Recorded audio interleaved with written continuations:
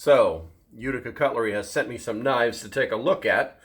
I've already looked at them. They are pretty cool, I have to tell you right now. And we're going to go ahead and get into them pretty quickly. But if you guys don't know anything about Utica Cutlery, it was established in 1910, obviously in Utica, New York. Not New York City, Utica, New York. By basically a group of businessmen. Now, these guys actually included the former Camellius Cutlery employees, Samuel, Abraham, and Joseph Mailman. This is very significant in the knife making industry. So just gonna let you feel on that one for a little while. All right, so let's see if we can do this with one take. We're gonna get this knife out of the way here.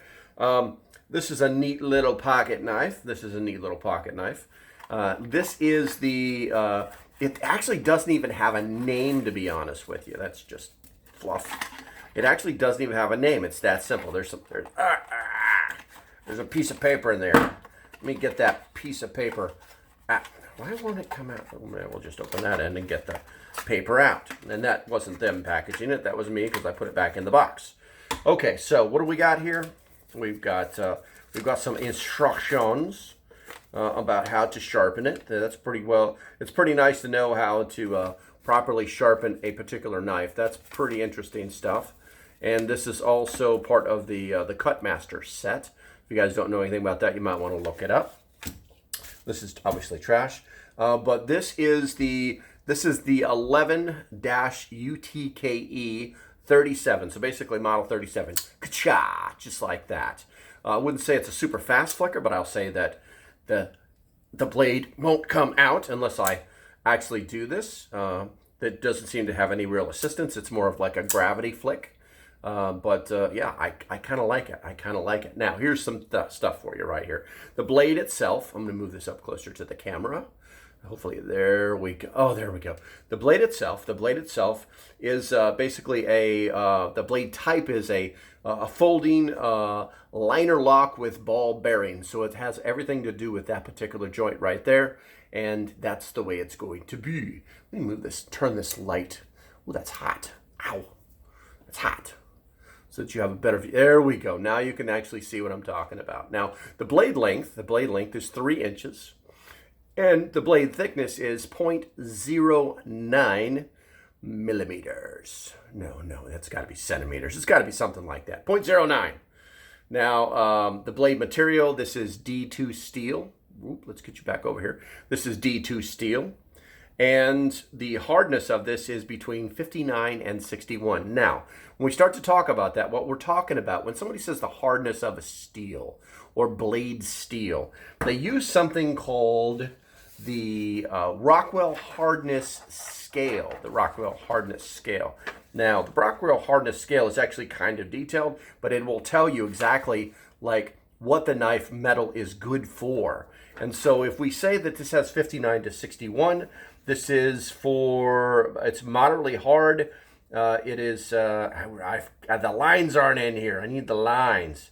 Sharpening task, decent. Okay, so excellent edge retention, suitable for precision cutting, but less tough and more prone to chipping. Okay, let's see, and then that's going to be obviously the type of steel it is. This is the knife applications: high end folding knives, premium kitchen knives, hunting knives.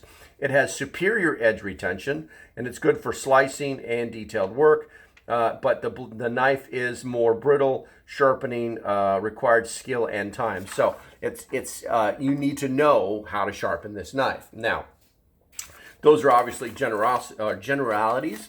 But once again, they're teaching you how to sharpen the damn thing. So I don't know that it gets any better than that. Now, the handle, this is G10. This is G10 composite. And that is what the material of it is. The handle color is black with red liners. And the handle length, which I believe the handle should be longer than the blade for field use or even for EDC use, is 3.75 inches. It does have a pocket clip that you can take apart and pop back on this side. So it is ambidextrous if you got the tools to do it. This is made in America, but it uses globally sourced materials. I hate to say it, but a lot of times the D2 steel comes from China. Pretty much the same steel that the Gerber uses. So it's really not a major issue, to be honest with you. But the knife itself is manufactured inside the United States, so no China junk. Now, with that said, I'm always in the process of trying to find more U.S. made companies, more as America as possible, like 98% American, 100% American. But I'm always looking for those kind of things. And yeah, this one fits the bill. This has a high enough percentage of stuffs. So with that said, we're going to go ahead and close this up. And we're going to move on to the second knife that they sent me, which is very different than this one. And you know how we do that. Here we go. This one is the 11 UTK 3R, also known as the Stealth 3. Backwards. 3. Stealth 3. This one comes in a fancy little box right here, which we'll open up here in a second. I actually said, send me a good survival knife. And they were like, okay. So they sent me this one. This is the Stealth 3. This is your typical survival knife. All right, but I'm noticing that it has some very interesting features that we're going to be taking a look at. So we're going to take that and we're going to put that in there. We've got our, just like before, it looks like it comes out with all their knives, how to sharpen the knife, what to use. Somebody actually asked me the other day, like, hey, you ever use one of those round wheel sharpening things? Like, yeah, but you got to know the angle of the blade. So yeah, instructions are important. And then this is obviously the kit for the buckle. This is obviously the buckle kit. And it comes with its own hardware too. So this will be important later when we want to do something with the sheath. We'll talk about that. So let's get this other stuff out of the way. Let's close that up. Get a little free advertisement going on in there. Obviously, these are the instructions. No, how to sharpen your knife. And there's the kit. There's the kit. All right, so talking about the knife itself. Let's talk about the knife itself. We're going to pop the sucker out. Wow, that's good retention. Oh, yeah. Yeah, it's not even wobbling. All right, so let's look at this knife, guys. The blade itself is black powder coated. We need to pull this. There we go. It's black powder coated. The blade itself is actually 3 inches in length, so it's the same length as that pocket knife. Pretty interesting stuff, huh?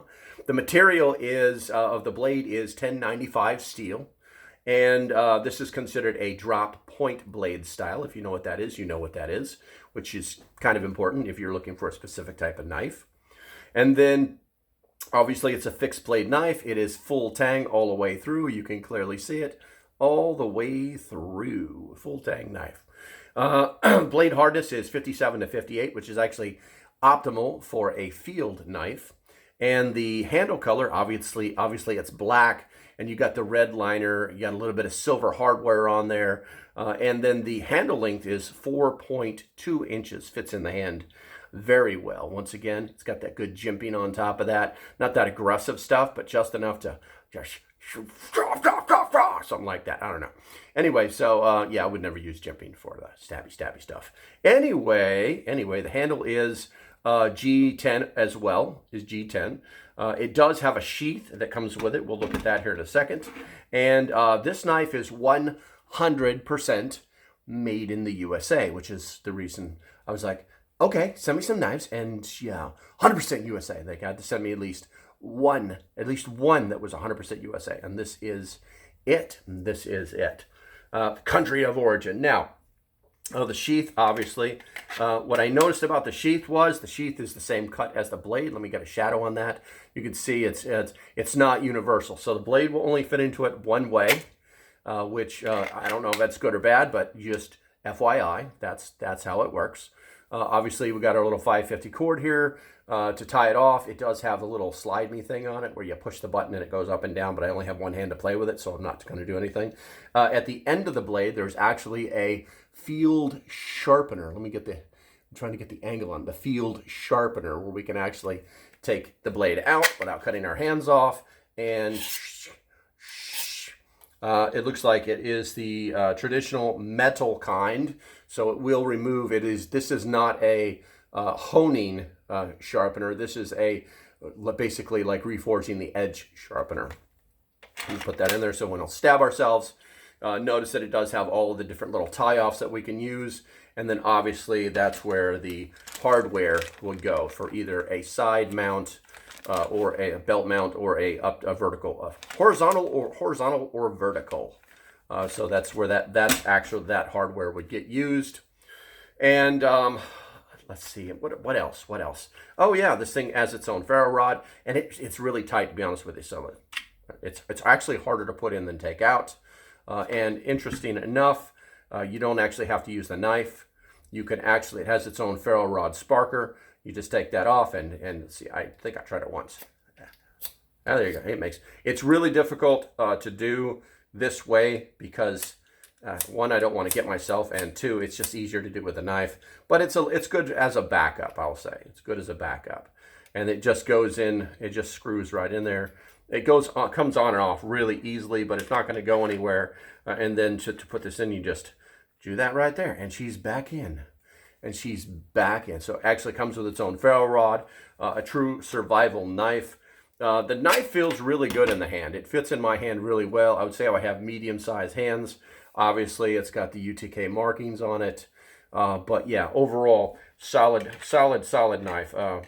No questions asked. And I do like the grip, the way it's made. I'll see if I can catch that. See, it has like these little reverse gimping. Oh, there we go. Like reverse gimping on the bottom of the handle. This is the bottom of the handle. It's very, very comfortable. Very comfortable. And if you really wanted to, you could use it as a neck knife. Okay, so with all that said, I think that's going to be about it. Guys, I want to thank you guys for hanging out with me. Hopefully by the time this video is done, we'll get something from Utica Cutlery, some kind of discount code or something like that. At the minimum, I'll have some kind of links down below for you. I never had this whole thing. I never had this thing properly centered. Darn it. Anyway, yeah, that's it. That's going to be about it, guys. As usual, we're going to put some, there's some more videos that are going to pop up over here. Watch those. Those are pretty good. Yeah, and that's going to be about it. Stay safe. Have a great day, and I'll see you when I see you. Bye-bye.